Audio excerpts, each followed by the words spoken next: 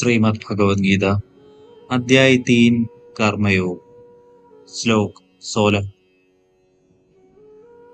एवं प्रवर्तितं चक्रं नानुवर्तयतीह यः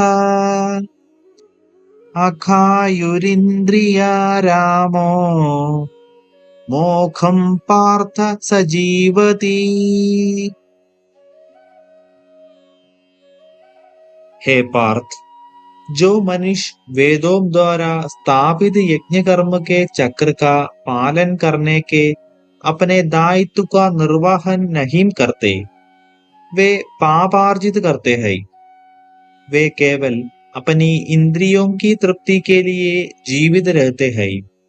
वास्तव में उनका जीवन व्यर्थ ही है। चक्र या चरण से तात्पर्य घटनाओं की क्रमबद्धता से है।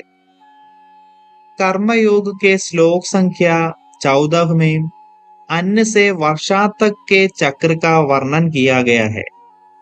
इस संसार के कर्म चक्र में सभी जीव अपने दायित्वों का निर्वहन करते हैं और इसके निर्विघ्न परिक्रमण में अपना योगदान देते हैं, क्योंकि हम भी सृष्टि के काल चक्र का फल भोगते हैं। तब ऐसे में हमें भी सृष्टि की श्रृंखला में अपने निश्चित कर्तव्यों का पालन अवश्य करना चाहिए। सृष्टि की इस श्रृंखला में हम मनुष्य ही मात्र ऐसे प्राणी हैं जिन्हें अपनी इच्छा के अनुसार कर्मों का चयन करने की स्वतंत्रता प्राप्त है।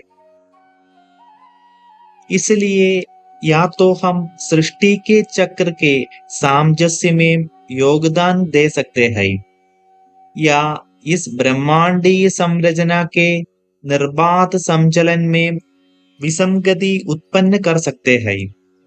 जब मानव समाज के बहुसंख्यक लोग इस विश्वव्यापी व्यवस्था के अभिन्न अंश के रूप में जीवन यापन करने के लिए अपने दायित्वों का निर्वहन स्वीकार करते हैं, तब उन्हें विपुल भौतिक समृद्धि प्राप्त होती है और उनका आध्यात्मिक विकास होता है। ऐसा काल मानव जाति के सामाजिक और सभ्य इतिहास में स्वर्ग युग कहलाता है। इसके विपरीत जब मानव जाति के अधिकांश लोग भगवान की सृष्टि के नियमों का उल्लंघन करने लगते हैं और ब्रह्मांड का अभिन्न अंग होते हुए भी अपने दायित्वों का निर्वहन करना अस्वीकार कर देते हैं, तब प्राकृत शक्ति अर्थात भगवान की माया शक्ति उन्हें दंड देती है और तब उनकी शांति और समृद्धि दुर्लभ हो जाती है। सृष्टि के कालचक्र की रचना भगवान द्वारा अनुशासन और प्रशिक्षण हेतु तथा चेतना के विभिन्न स्तरों पर सभी मनुष्यों को ऊपर उठाने के लिए की गई है।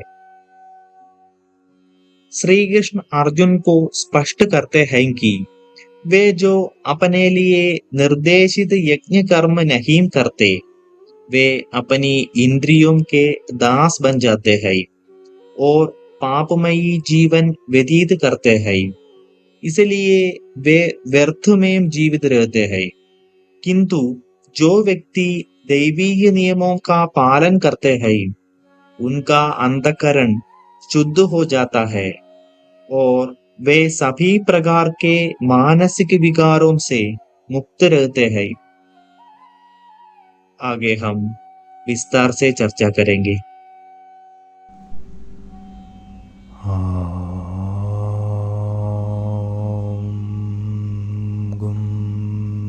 गुरुभ्यो